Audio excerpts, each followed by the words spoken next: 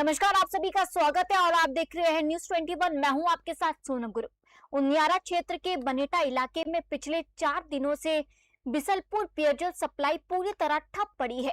पिछले 7 महीनों से वेतन का भुगतान न होने से नाराज पंप ऑपरेटरों द्वारा कार्य का बहिष्कार करने के कारण ये विकट स्थिति उत्पन्न हुई है, जिससे बिसलपुर परियोजना के अधिकारियों की कार्यशैली और लापरवाही पर गंभीर सवाल खड़े हो गए हैं। हड़ताल पर बैठे पंप ऑपरेटरों का कहना है कि उन्हें पिछले 7 महीने से वेतन नहीं मिला। उन्होंने कई बार संबंधित अधिकारियों को अपनी समस्या से अवगत कराया, लेकिन विभागीय अधिकारियों ने उनकी सुध तक नहीं ली।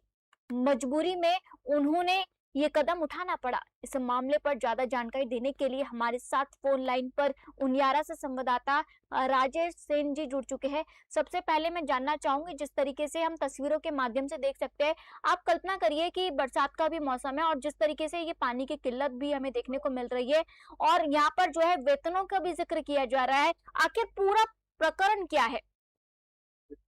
बिल्कुल, मैं बता दूं, ये बनेटा क्षेत्र में बिसलपुर पेयजल परियोजना की है। ये इसकी जो व्यवस्था है, इस पर गंभीर सवाल खड़े हो रहे हैं। पिछले 4 दिनों से बिसलपुर पानी की सप्लाई है वो पूरी तरह से बंद है। जानकारी के अनुसार ये जो पंप ऑपरेटरों को पिछले 7 महीनों से वेतन नहीं मिलने के कारण उन्होंने ये कार्य बंद कर दिया है, जिसका सीधा सीधा असर है वो आम जनता पर पड़ रहा है। ये जो मैं बता दूं, कॉलोनी अंबेडकर कॉलोनी है, शंकरपुरा कॉलोनी है, मीणों की झोपड़ियां है, रूपरा है, सुरेली रोड, फतेहगंज, रमजानगंज सहित दर्जनों गांव ऐसे हैं जो पेयजल संकट से जूझ रहे हैं।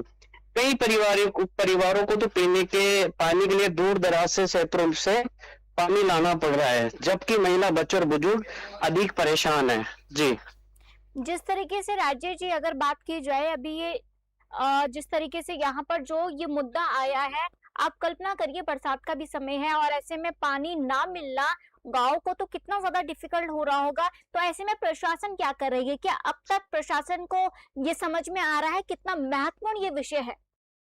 बिल्कुल, कहीं ना कहीं बड़ा सवाल जो है, ये जो जलदायी विभाग के जो अधिकारी हैं, इन पर सबसे बड़ा सवाल इन पे खड़ा होता है कि आप ये सोचो कि 7 महीने से जो इनके पास जो ये लड़के पंप हाउस पे जो लोग काम करते हैं, उनका ये लोग वेतन भुगतान है वो नहीं दे रहे हैं, नहीं इनको मिल रहा है। इन्होंने कई बार इनको अवगत करवा दिया, लेकिन हालात है जस के तस बने हुए हैं। कहीं ना कहीं ये जो सबसे बड़ी जो लापरवाही है जलदायी विभाग के जो अधिकारी है, इनकी है कि आप ये देखो 7 महीने से बिना पैसे के ये लोग काम कर रहे हैं। जब हमने सुबह अय्यन साहब से हमने फोन पर बातचीत की तो उन्होंने एक्शन साहब का जो ट्रांसफर है, ट्रांसफर होने का हवाला दिया और आज उनकी ज्वाइनिंग करने के लिए उन्होंने बताया कि आज वो ज्वाइन करेंगे। तो इनकी समस्या है जो उसका समाधान करने की हम कोशिश करेंगे। लेकिन बड़ा सवाल ये होता है कि 7 महीने तक इनको भुगतान नहीं करना कितना बड़ा सवाल है कि ये सारे जो अधिकारी है जलदायी विभाग के, इसके बिसलपुर जो परियोजना के जो अधिकारी है, इनकी ये सबसे बड़ी जो कमियां है। जी, कहीं ना कहीं इन पे कार्रवाई तो होना संभव ही है, लेकिन कार्रवाई होना भी चाहिए। जी राजेश, जिस तरीके से अभी आपने एक बात की है कि कोशिश की जा रही है, मतलब कोशिश की जा रही है, यहाँ पर गांव को पानी नहीं मिल रहा है, 7 महीने से वेतन नहीं दिया जा रहा है और कॉलोनियों में ये जल का संकट ये जो है गहराता हुआ जा रहा है और यहाँ पर प्रशासन एक बात कह रही है कि नियुक्ति हो रही है और हम कोशिश कर रहे हैं। मतलब दुर्भाग्य। देखिए, मुझे ऐसा लगता है फिर तो स्थानीय लोगों को प्रदर्शन करना पड़ेगा अब यहाँ पर भी। बिल्कुल, कहीं ना कहीं स्थानीय जो ग्रामीण है, इनको अगर पानी नहीं मिल रहा है, 4 दिन तो ये हो चुका है।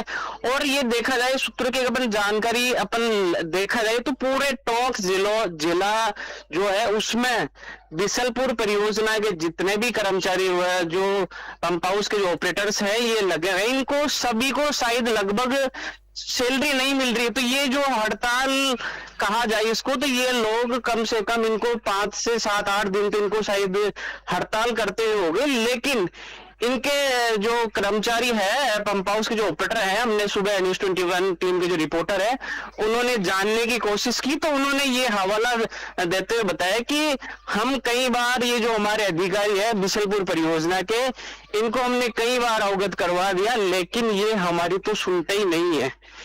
जी जिस तरीके से यहाँ पर बात की जा रही है अभी न्यूज़ 21 के माध्यम से, आप जिस तरीके से ये खबर बता रहे हैं, ये बहुत ही महत्वपूर्ण खबर है और बहुत ज्यादा जरूरी है। एक मध्य प्रदेश में भी ऐसी ही घटना सामने आई थी और सोचिए अभी एथेनॉल की बात की जा रही है, देश विकसित की ओर जा रहा है और एक छोटे से कस्बे गांव को पानी नहीं मिल रहा है। लेकिन राजेश जी, जरा मैं एक फैक्ट पे भी बात करना चाहूंगी, क्या यहाँ पर वैकल्पिक चुना गया है? इनको पानी फिर कैसे दिया जा रहा है? 4 दिन इनका गुजारा फिर कैसे हो रहा होगा? बिल्कुल, इनकी जो वैकल्पिक जो व्यवस्था है, ये खुद या तो निजी टैंकरों से ये व्यवस्था कर रहे हैं या फिर इनके नजदीक ये हैंडपंप है, कुएं है, इनसे ये अपनी जो व्यवस्था है, अपना पानी का गुजारा ये कर रहे हैं।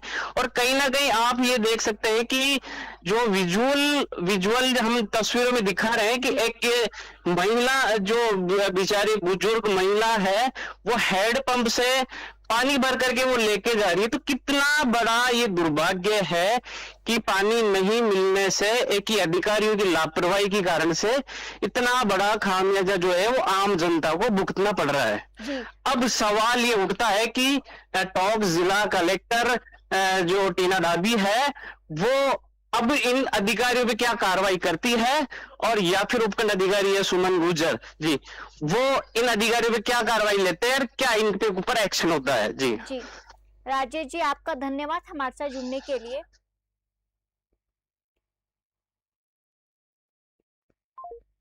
जिस तरीके से आप स्क्रीन के माध्यम से ये खबर देख पा रहे होंगे, आप कल्पना करिए अगर आपको एक दिन पानी नहीं दिया जाए तो आप कैसे मतलब अपना दिनचर्या बिताएंगे। और इस गांव को और इन कॉलोनियों को जो है लगभग 4 दिन से ज्यादा हो गया है, पानी की किल्लत हो रही है और 7 महीने से यहाँ पर पंप ऑपरेटरों को जो है वेतन नहीं मिल रहा है, जिस वजह से आज जल संकट गहराता जा रहा है। लेकिन यहाँ पर प्रशासन एक ही बात कह रही है कि नियुक्ति हो रही है और हम कोशिश करेंगे।